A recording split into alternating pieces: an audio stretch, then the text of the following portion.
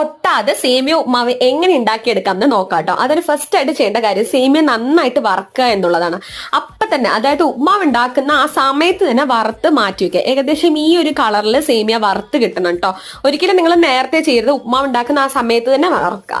അതിനുശേഷം നമ്മൾ ഉപ്മാവിനുള്ള പ്രൊസീജിയേഴ്സ് ഒക്കെ ചെയ്തതിന് ശേഷം നമ്മൾ ഈ വറവിന്റെ കൂടെ തന്നെ സേമിയ അങ്ങോട്ട് കൊട്ടുക. എന്നിട്ട് ഈ സേമിയ എണ്ണയിൽ കടന്ന് നന്നായിട്ട് വഴട്ടി എടുക്കുക. നല്ല രീതിയിൽ വഴട്ടിയെടുത്തതിന് ശേഷം മാത്രം നിങ്ങൾ ചൂടുവെള്ളം ഒഴിക്കുക. ചൂടുവെള്ളം പറഞ്ഞു കഴിഞ്ഞാൽ സേമിയയുടെ കുറച്ച് മേലെ നിന്നാൽ മാത്രം മതി കേട്ടോ. എന്നിട്ട് നിങ്ങൾ അടച്ചു വെച്ച് വേവിച്ച് എടുക്കുക. ഇങ്ങനെ നിങ്ങൾ ചെയ്യുകയാണെന്നുണ്ടെങ്കിൽ സേമിയ ഒരിക്കലും ഒട്ടാതെ നല്ല ടേസ്റ്റ് ഉള്ള ഉപ്മാവായിട്ട് കിട്ടും. എന്നിട്ട് സെർവ് ചെയ്യുന്ന സമയത്ത് നല്ല പച്ച വെളിച്ചെണ്ണ ഒഴിച്ച് നന്നായി ഇളക്കി എടുത്ത് സെർവ് ചെയ്യാവുന്നതാണ്. നിങ്ങൾ ഇങ്ങനെ ട്രൈ ചെയ്ത് നോക്കൂ കേട്ടോ. നല്ല ടേസ്റ്റ് ആണ്.